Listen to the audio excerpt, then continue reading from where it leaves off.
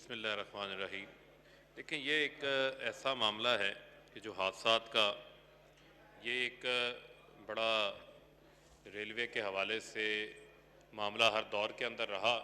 और जब हादसात की बात होती है तो इसके अंदर छोटे बड़े हादसात मिला के जब आप लोग फिगर्स देते हैं, और इसमें डिरेलमेंट भी शामिल होती है, छोटे मोटे हादसात भी होते हैं, बड़े हादसात भी शामिल हैं। लेकिन कुछ मेन वजूहात हैं जिसके ऊपर मैं समझता हूँ कि हमारी इस नेशनल असम्बली को भी और यहाँ पर मौजूद तमाम जमातों की जो रिस्पेक्टिव सूबाई असम्बली हैं उनको भी किरदार अदा करना चाहिए। एक बहुत बड़ी वजह जो है वो अनमैन्ड फाटक हैं, जिनकी तादाद पूरे मुल्क के अंदर जो है वो 1500 के करीब है, जिसमें से 550 इंतहाई वनरेबल हैं। उसके ऊपर जो है वो तवज्जो देनी चाहिए। और उसमें 1.5 अरब रुपए की लागत से 150 फाटक जो है वो पंजाब हुकूमत कन्वर्ट करवा चुकी है उनको मैंड फाटक में, यानी कि वहाँ सिग्नल भी लग चुके हैं, गेट भी लग चुके हैं।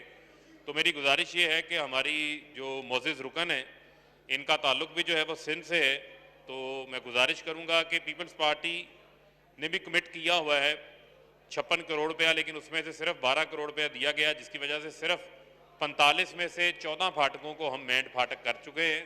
तो उसकी तरफ भी हम तवज्जो दें ताकि हम एक कंस्ट्रक्टिव रोल प्ले कर सकें। बाकी रेलवे का निज़ाम है, उसके ऊपर मेजर इन्वेस्टमेंट बहुत कई दहाइयों से नहीं हुई। ML1 का प्रोजेक्ट आ रहा है, $6.5 अरब की इन्वेस्टमेंट है, उसमें ये तमाम सिस्टम्स आ रहे हैं, फेंसिंग डबल हो जाएगी, स्पीड भी बढ़ जाएगी, नया सिग्नल सिस्टम भी आ जाएगा, रेलवे ट्रैक की भी बेहतरी होगी। जो इन्होंने बात की थी ट्रैक की सिक्योरिटी के हवाले से, देखें ट्रैक की जो है ये हज़ारों किलोमीटर लंबा ट्रैक है, ML1 है, ML2 है, ML3 है।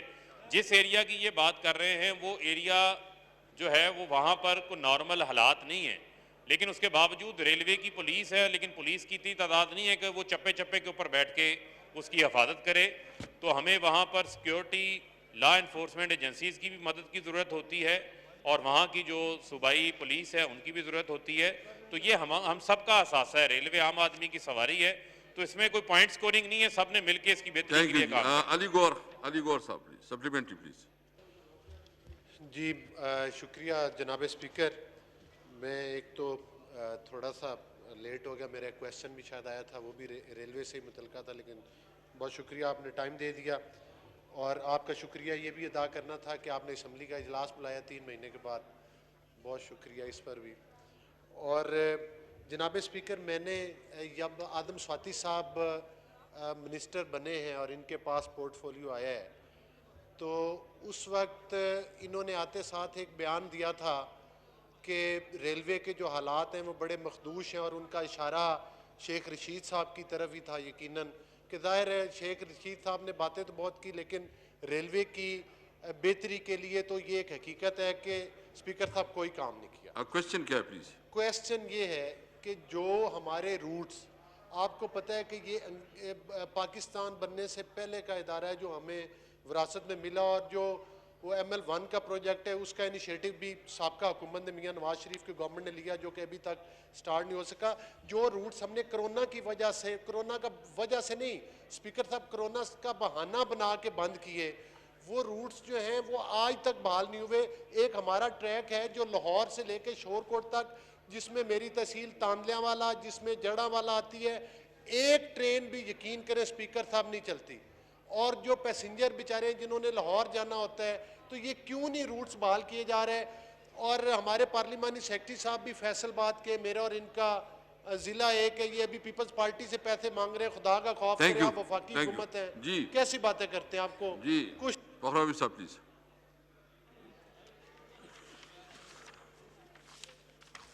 जी, इस पे स्पीकर साहब जो इन्होंने ख़ास एक ट्रेन्स के हवाले से बात की है, 2 ट्रेनें थी, रावी एक्सप्रेस और वारिस शाह, जिस रूट के ऊपर चल रही थी। कोरोना की वजह से जो है इन ट्रेन्स को बंद करना पड़ा, लेकिन अभी आइंदा फ्यूचर के अंदर इन ट्रेन्स को जो है वो हम बहाल करने जा रहे हैं, और इनको हमने रखा हुआ है पब्लिक प्राइवेट पार्टनरशिप के ऊपर भी। यकीनन इस रूट के ऊपर बसने वाले लोग भी हमारे हैं, उनको हम सहूलत फराहम करेंगे। और यकीनन इन्होंने बात की ML1 के हवाले से कि मंसूबा जो है वो इनकी दौरे हुकूमत में शुरू हुआ, तो मेरे ख्याल में इनको फैक्ट्स का नहीं पता, और मैं फैक्ट्स इनके सामने रख देता हूँ कि इसका जो बाकायदा लीगल फ्रेमवर्क और इसका जो डिज़ाइन है और जो अभी लोन साइन होने जा रहा है, वो तमाम काम जो है वो 2.5 सालों में हमारी हुकूमत के अंदर हुआ है। और इंशाल्लाह ये रेलवे जब से कायम हुई है उसके बाद ये सबसे बड़ी इंटरवेंशन होने जा रही है, जो रेलवे की तारीख को बदल के रख देगी। और इसका क्रेडिट जो है वो इमरान खान को जाता है। और ये भी इनको बता दूं कि थोड़ा कानून को पढ़ लें कि राइट ऑफ वे जो सूबे हैं वो रेलवे से ले रहे हैं। ये रेलवे का सारा ट्रैक है, रेलवे की ज़मीन है। अगर किसी ने कोई रास्ता लेना है, फाटक लेना है, तो वो उस मुतलका सूबाई हुकूमत और उसके अंदर मुतलका ज़िले हुकूमत की जिम्मेदारी है। बहुत शुक्रिया। Next question.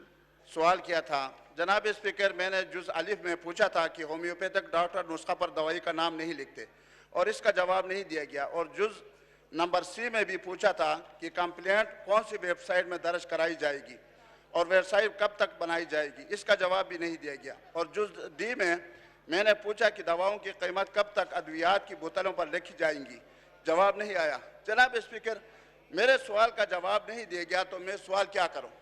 यही मेरा सवाल है कि मेरे सवाल का जवाब आया नहीं है। जी, doctor Nausheen Hamid please. Sir, honourable member का पहला सवाल ये था कि होम्योपैथिक डॉक्टर्स जो हैं वो अपनी प्रिस्क्रिप्शन पे मेडिसिन का नाम नहीं लिखते। तो सर, इसका बड़ा वाज़ेह जवाब दिया गया है कि उनको इस चीज़ की ट्रेनिंग दी जाती है और बाउंड किया जाता है कि वो जब दवाई देते हैं, बेशक उनकी दवाई उनकी अपनी बॉटल्स में डिस्पेंस की जाती है, पर वो साथ पेशेंट को एक प्रिस्क्रिप्शन देते हैं जिसके ऊपर दवाइयों का नाम लिखा होता है। अगर कोई ऐसा नहीं करता तो वो गलत करता है और उसके पास उसका पूरा एक मैकेनिज़्म है जो कि नीचे आपको सी में बताया गया है कि आप लोग उनको जो पब्लिक के पास काउंसिल के पास जो होम्योपैथिक काउंसिल है उसके पास कंप्लेंट्स लॉन्च करने का सिस्टम है। ऑफिशियल ईमेल जो है काउंसिल की मौजूद है, उस ईमेल के ऊपर वो लॉन्च हो सकती है। उसके अलावा जो प्रोविंशियल जो है वो प्रोविंशियल हेल्थ केयर कमीशंस भी इसको देखते हैं और फेडरल में Islamabad health care regulatory authority जो है वो एक प्लेटफॉर्म है जहां पर इनके खिलाफ कंप्लेंट्स लॉन्च हो सकती हैं। सर, इनका जवाब मुकम्मल तौर पे इसके अंदर दिया गया है। जी, Shahida Rahmani, madam Shahida Rahmani, supplementary please. जी, बहुत शुक्रिया स्पीकर साहब। जिस तरीके से अभी चित्राली साहब ने बात की, उस जो सवाल थे उसका कोई स्पेसिफिक जवाब नहीं था, नंबर 1। नंबर 2 ये कि हुकूमत होम्योपैथिक को फ़रोग़ देने के लिए क्या इक़दाम कर रही है, चूँकि होम्योपैथिक काउंसिल की जो हालत है और जो डॉक्टर्स की हालत है, यानी जो जिसके नंबर सबसे कम आते हैं और उसे कहीं एडमिशन नहीं मिलता तो वो होम्योपैथिक में लेता है।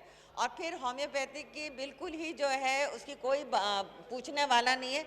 ये इत्तेफाक से चित्राली साहब ने एक सवाल कर लिया तो उसका ये जो जवाब आया ये बिल्कुल गलत है, क्योंकि जो भी वो दवा देते हैं वो किसी बोतल में या किसी चीज़ में देते हैं और उस पर कोई नाम नहीं होता कि ये कौन सी दवा दी जा रही है। जी, डॉक्टर नौशीन हामिद प्लीज, आप तशरीफ रख लें प्लीज, थोड़ा तशरीफ रख लें। सर, मैंने बताया कि प्रिस्क्रिप्शन देना होम्योपैथिक डॉक्टर की ड्यूटी होती है, अगर वो नहीं देता तो मैंने कंप्लेंट का मैकेनिज़्म बता दिया है। दूसरा इनका सवाल ये था कि हुकूमत क्या कर रही है।